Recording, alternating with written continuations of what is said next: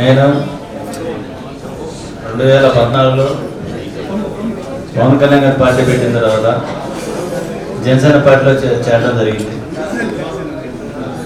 అక్కడి నుంచి local body ఎలక్షన్లో 2021లో జనసేన పార్టీ నుంచి 30 నుంచి గెలవడం జరిగింది.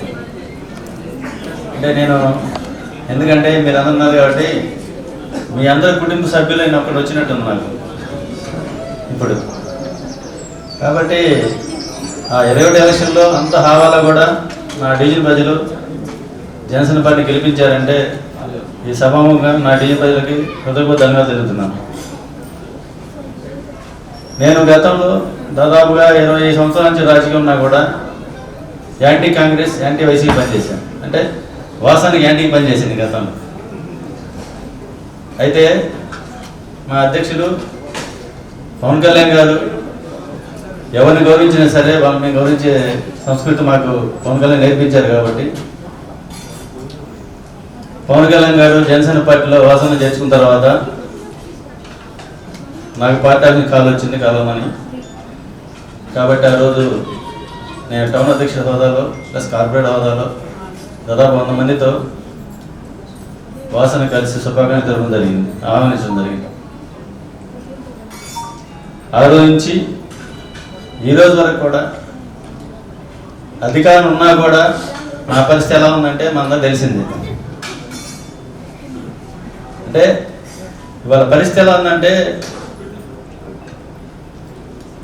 పవన్ కళ్యాణ్ గౌరవించి పంపించినా కూడా కుటుంబంలో నాయకులు కూడా గౌరవించే పరిస్థితి లేదు. కాబట్టి నేను 5 సంవత్సరాల నుంచి పోరాటం చేసి, ఎందుకంటే నా డివిజన్లో 1978లో ఏర్పడిన వెంచర్లో దాదాపు 160 గదుల స్థలాన్ని ఓపెన్ స్పేస్ని గుర్తించాను నేను. అంటే 78 అంటే దాదాపు 40 సంవత్సరాలు ఓపెన్ స్పేస్ ఉన్నా కూడా ఏ రాజకీయ నాయకులు కానీ ఏ ఆఫీసర్లు కానీ నాకు ఓపెన్ స్పేస్ ఉందని గుర్తించలేదు. కానీ నేను వచ్చిన తర్వాత ఓపెన్ స్పేస్ని గుర్తించి గతంలో దాంట్లో పార్కులు కట్టాలని నిర్ణయించాము. గతంలో కూడా ఆ వెంచర్ సంబంధించిన వాళ్ళు కోర్టుకి వెళ్తే నేను కూడా కోర్టులో గెలుచుకొని మళ్ళీ మా ప్రభుత్వం వచ్చి నాకు మొదలుపెట్టడం జరిగింది. మొదలుపెట్టిన తర్వాత కూడా నేను వాసనని దగ్గరికి వచ్చానని చెప్పి దాదాపుగా మొదలుపెట్టిన వరకు 100 రోజులు ఆపడం జరిగింది. 100 రోజులు సహనంతో ఉన్నాను. ఎందుకంటే మాకు పవన్ కళ్యాణ్ వరకు సహనం నేర్పించాడు కాబట్టి సహనంతో అందరూ వెయిట్ చేశాను. అయినా మొదలు పెట్టకపోతే ఆ రోజు కౌన్సిల్లో మనం దాన్ని ప్రస్తావించిన తర్వాత మొదలుపెట్టడం జరిగింది. సరే, మళ్ళీ దానికి 50 లక్షల రూపాయలు 40 లక్షల రూపాయలకు శాంక్షన్ చేసుకోవడానికి కూడా నాన్న ఇబ్బంది పడాల్సి వచ్చింది. అంటే మనం మాట్లాడే మాటల ప్రతి ఒక్కటి కూడా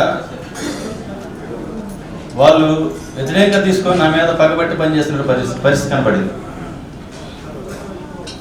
సరే, అయిపోయింది, అది 17వ తారీఖులో లాస్ట్ అవుతుందని చెప్పి దాదాపు ఒంగోలులో ఇప్పటికీ ఒక 20-30 శిలాఫలకాలు ఓపెన్ చేయడం జరిగింది, కనీసం వర్క్ జరగకుండా కూడా.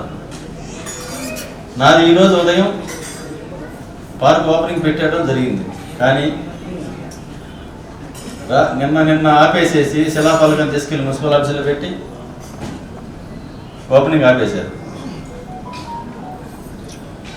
సరే, మనం గతంలో కూడా దానికి శ్రీకృష్ణదేవర పార్క్ పేరు పెట్టడానికి గత కౌన్సిల్ కూడా దాన్ని ప్రస్తావించడం జరిగింది.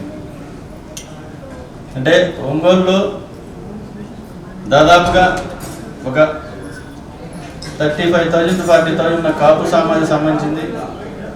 మా డివిజన్లో దాదాపు మెజారిటీ కాపులు ఉన్నారు. కాబట్టి అది కాగా శ్రీకృష్ణదేవరాయలు అనేది ఒక రాజుల చరిత్ర సంబంధించింది. కాబట్టి ఆ పేరును మా డివిజన్ అత్యధిక అభిష్టం మేరకు, ప్రజల అభిష్టం మేరకు దాన్ని ప్రతిపాదించడం జరిగింది. సరే, లాస్ట్లో నేను చేసే పోరాటం చేశాను. కానీ మళ్ళీ ఇప్పుడు ఈ కౌన్సిల్లో దాన్ని వాయిదా వేసి ఈ కౌన్సిల్ మళ్ళీ వాయిదా వేయడం జరిగింది.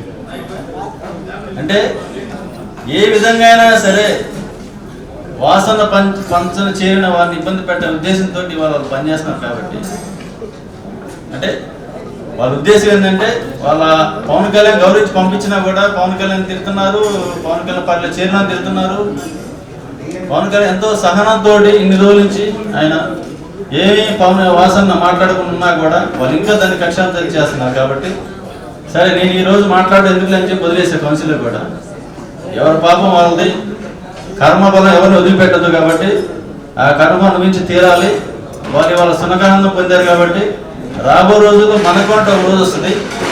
ఆ రోజు మాత్రం ఖచ్చితంగా నేను అదే చేసి చూపిస్తాను వాళ్ళకి. కార్యకర్తగా ఉన్న నన్ను ఒక 9వ డివిజన్ తెలియని డివిజన్ కూడా తీసుకెళ్ళి ఒక కార్పొరేటర్గా చేసినందుకు అన్నకి చేతులెత్తి నమస్కరిస్తున్నాను.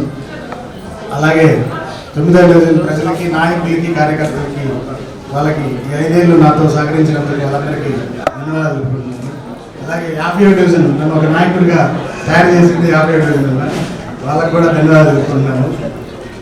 కార్పొరేటర్ చేసిన ఆ డివిజన్కి వాసన్న ఎప్పుడు ఏమి అడిగినా కూడా కాదనకుండా ఎక్కువ వర్కులు ఆ పాత గవర్నమెంట్ ఉన్న 3 సంవత్సరాల్లో దాదాపు 6.5 కోటి రూపాయల వర్కులు చేశాము. మంచి హాస్పిటల్ కట్టించాము. ఈ రోజుకి ఆ హాస్పిటల్ బాగా రోజుకి 50-60 ఓపీలు జనాలు చూపించుకుంటూ ఉన్నారంటే అది ఆయన పుణ్యమే.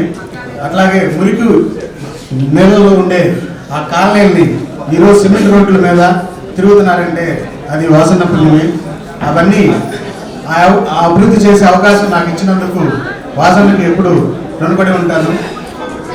ఇప్పుడు అన్న ఎక్కడున్నా మళ్ళా ఒక్కసారి పాత వాసనని చూడాలని మనస్ఫూర్తిగా కోరుకుంటున్నాను. ఆ అవకాశం రావాలని ఆ దేవుణ్ణి ఎప్పుడు కూడా కోరుకుంటూ సెలవు తీసుకునే అవకాశం ఉంది. మనం గెలిచి 5 సంవత్సరాలు పూర్తి చేసే సందర్భంగా వాసన్న మనందరి కోసం ఈరోజు సన్మాన కార్యక్రమానికి ఇచ్చే సందర్భంగా ముందుగా అన్నకు ధన్యవాదాలు. మనం ఏ దశలో ఉన్నా వాసన్న అనే వ్యక్తి మనందరికి టికెట్లు ఇచ్చి, అయితే నాకు 44వ డివిజన్లో ఎంతమంది అడ్డుపడినా గోపాలరెడ్డికి టికెట్ అని చెప్పి అత్యధిక మెజారిటీతో గెలిపేదానికి కారణమైన వాసన్నకి ధన్యవాదాలు తెలియజేస్తా ఉన్నాం.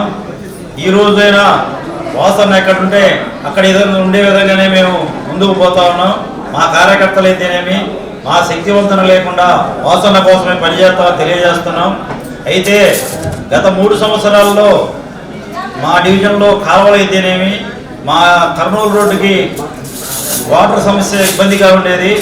వాసన్న ఆధ్వర్యంలో పైపు లైన్లు అయితేమి మంచినీరు ఇబ్బంది లేకుండా చేయగలిగాం. నన్ను అత్యధిక మెజార్టీలో గెలిపించిన 44వ డివిజన్ ప్రజలందరికీ ముందుగా ధన్యవాదాలు తెలియజేస్తా ఉన్నాం. రాబో రోజుల్లో పదవున్నా లేకున్నా ప్రజల కోసము వాసన్న కోసమే పనిచేస్తానని సభాముఖంగా తెలియజేస్తూ సరే మళ్ళీ బాలినేని ఏంటో చూపిస్తాడు. ఇది మట్టి అంత పెద్ద గుండెల్లో పెట్టుకోండి. బాలినేని పవర్ ఏంటో ఇప్పుడు చెప్పడు. బాలినేని సమయం వచ్చినప్పుడు దాని వజ్జనాంటి ఏంటి అనేది ఇన్ని సంవత్సరాలు ఆయన చేసిన రాజకీయం వేరు, ఇప్పుడు చేసే పోయే రాజకీయం వేరు ఉంటుంది. ఇది మట్టికి అందరూ గుర్తించుకోండి.